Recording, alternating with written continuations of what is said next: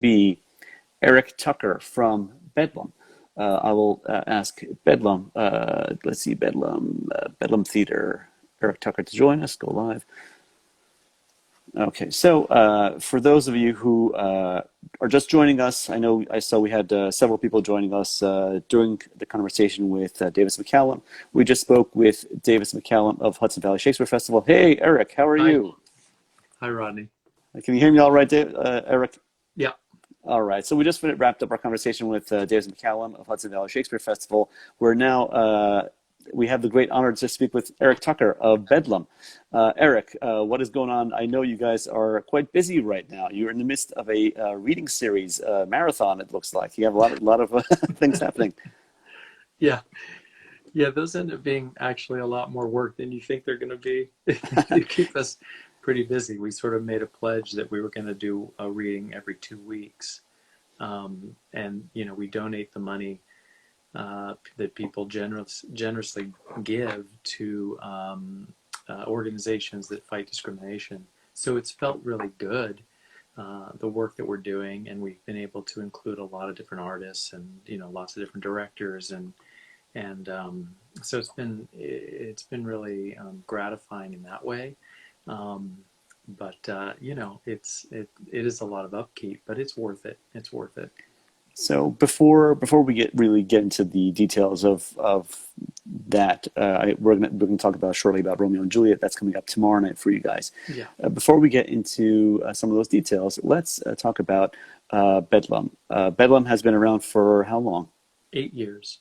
8 years. Okay. Hmm. So I've been involved in the Shakespeare scene for a long time. I've been a fan for longer than I've been involved, and different theater companies come and go. And one of the ones, but when a good company is around, their name will kind of like the saying is the cream rises to the top. Then the names of the good companies will keep on rising to the top, and they'll be in the form of people's conversations and Right. discussion about what's happening in Shakespeare in New York. And I hear a lot about Bedlam on a regular basis. So I know for a fact you guys are doing good work. I've seen a couple of your productions. You guys do really nice stuff. So how did you go about bringing Bedlam to the New York scene? Well, I just had been in. I lived in New York when I first got out of grad school many years ago, and then I went and moved to LA for about 6 years just to kind of see what that would be like. And I really missed New York, and I came back to New York and spent, I think, a couple years. I got back before founding Bedlam, just sort of kind of getting the lay of the land again and trying to decide. I knew I wanted to have a company and be able to do the kind of work I like and have one here in the city. And actually, I'm not. I now live actually in Cold Spring. I'm not very far from Davis. Right Not now, fun. we're both close to each other now, but Hmm. in the city, I wanted to. I had met someone that I thought it was for me. It became about making sure that I was prepared with a certain amount of donors and people that I thought would help fund it, so that we wouldn't be doing showcases, but actual off Broadway contracts and things like that, and to be able Hmm. to run a show for a good length of time, because I wanted to put in a good amount of rehearsal, and I didn't want it to just sort of come and go. But then it was Uh, also about finding the right person to form it with. okay. And so when I felt I had that person, which at the time was Andrus Nichols, my co-producing partner, Hmm. we founded the company and just sort of went for it. So that was how it came about. And then I think when you continue to just keep bringing in the right people that you want to work with and make work with, Hmm. then that's what keeps it afloat. I mean, it's having other artists and other people who come in, and it takes a lot of people to put up a play, and it's a real collaboration. And then of course having um, very generous donors and people who support the company. We're very fortunate in that.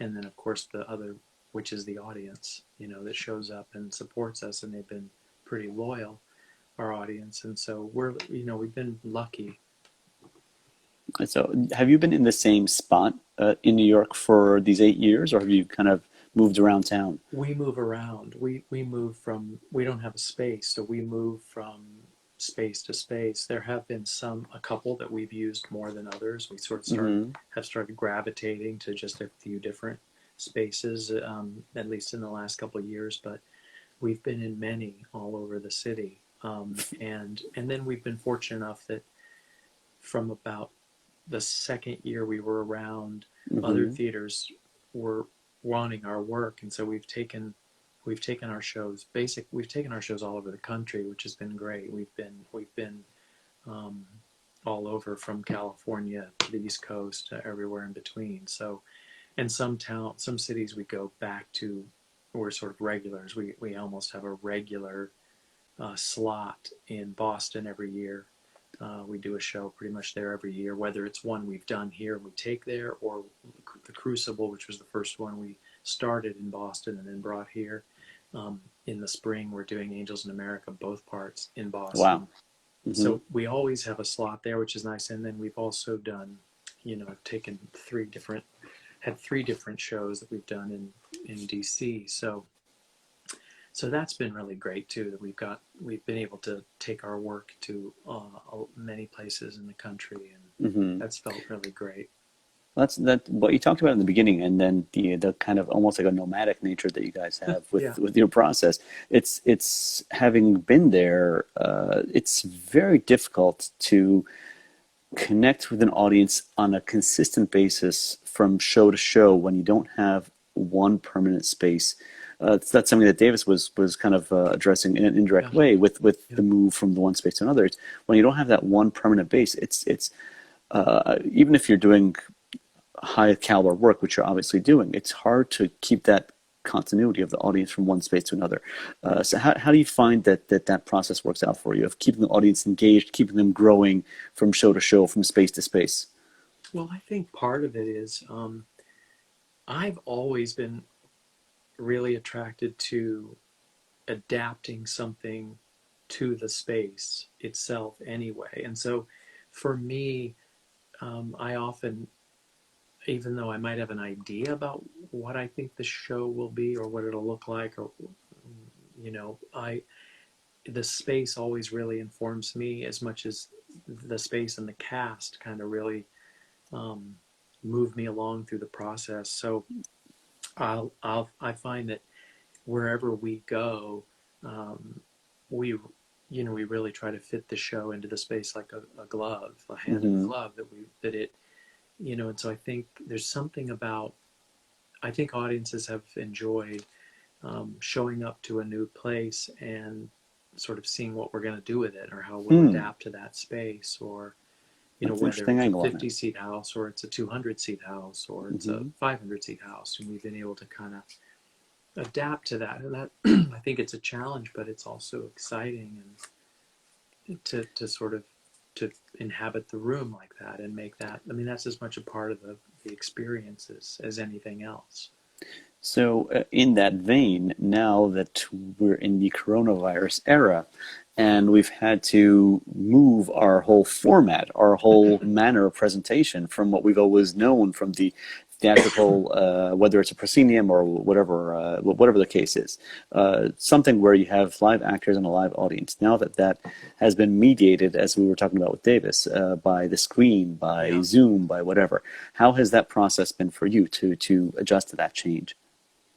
Well, it's tough because we miss the audience. We miss, and I know Davis was talking about that. There's something about having that when you're having an experience together at the same time, Hmm. and often, and I know that everybody I talk to, actors and all kinds of artists, they miss that contact with the audience. I mean, Right. we live for that. Hmm.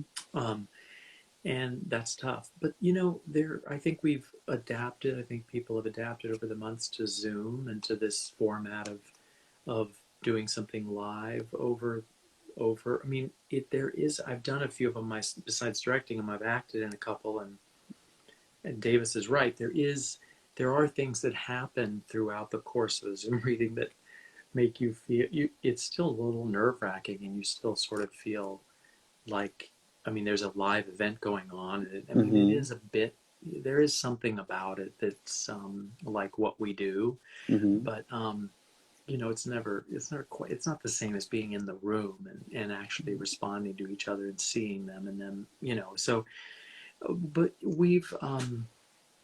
I think the Zoom readings are nice. I've never been particularly fond of watching plays on, that have been recorded. I mean, it's nice Mm-hmm. when something's out that I've not been able to see, that I missed and I really wanted to see it, maybe something that was in London, I couldn't see it. I really want to see that director's take on it or something. But even then, I'll rarely watch the whole thing. I might sort of bop through because Right. if I'm going to watch something on the screen, I'm going to watch a film or a television show or something, so Right. watching a piece of theater on the screen has never really been something I enjoy, but and so Zoom, I think, sort of falls into that category. But Mm-hmm. what's interesting to me is that audiences we get people writing to us all the time, and fans who write us who miss the theater. Mm-hmm. They don't necessarily always want to watch film or TV, and they want to see actors that they know or people that they are used to, and they want to hear plays. They want to hear, whether it's a new play or whether it's a piece of Shakespeare or Chekhov or whatever it is. There are Mm-hmm. people who really need this.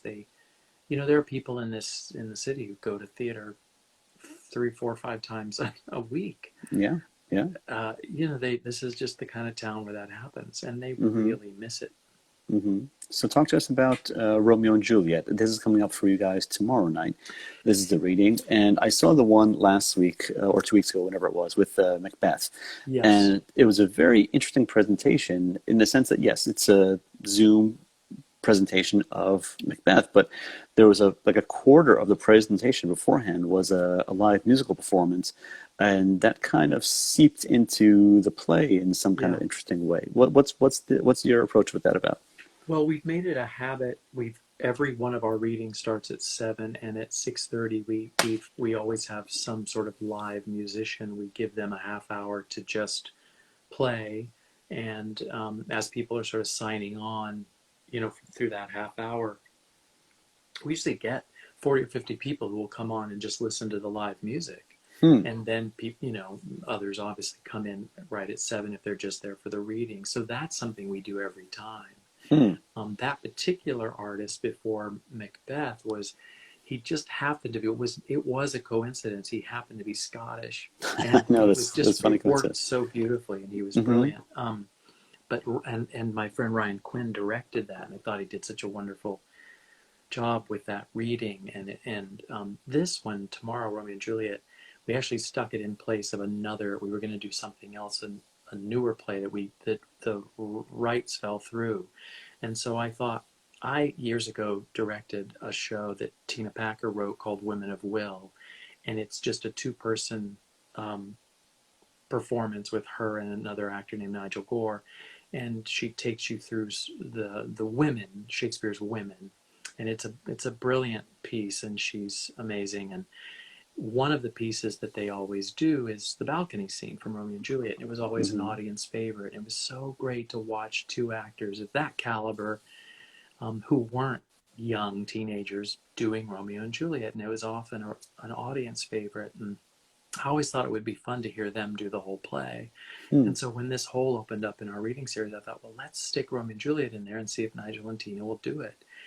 And so then basically the way we're doing it tomorrow is that all of the ages are flipped. So you have a bunch of sort of older, seasoned actors. I'm not saying older, Mm-hmm. but seasoned actors playing Right. the young kids in the play. And then all of Mm-hmm. the quote adults, the parents and the friar and all those people are played by much, much, much younger actors. Mm-hmm. And so we've just sort of flipped the ages, which I think will be really fun. We do have a couple, we do have a kind of a surprise with it that's going to happen that I think will be fun for people watching, that I'm not going to say, obviously, but I think it'll be kind of cool to see in a Zoom reading. Um, but Tina and Nigel are just so fantastic, and to watch them to get to do these roles, and actually quite a bit of it they just know it off book. So it's not even for them, it's beyond a reading in some places. So I think it'll be really great. It's a gorgeous play. That's fantastic. And we've got So some wonderful actors. where can people check that out tomorrow night, Eric? Well, if you go to bedlam.org, there's a link there where you can sign up, and then you just put your name and everything in, and then tomorrow before the reading, the link, the webinar Zoom link or whatever, will be sent to your email, and you just log into that. And remember, 6:30 is just live music, and 7 is the actual reading, and it also broadcasts live on Facebook. And then it's on Facebook for 4 days. Fantastic. And that's Bedlam on Facebook and Bedlam on all the social media. So right. I highly encourage everyone to sign up for that. Check that out. Visit bedlam.org. Check out tomorrow night's Romeo and Juliet presentation. Eric, thanks so much for chatting with us tonight. Good luck with tomorrow night, and I hope we chat again soon. Thank you. Thanks, Rodney. Have a good night. It's a night. pleasure. Okay, so we will go on to our third interview of the night. We already spoke. Whoever just joined us, we had a couple of guests.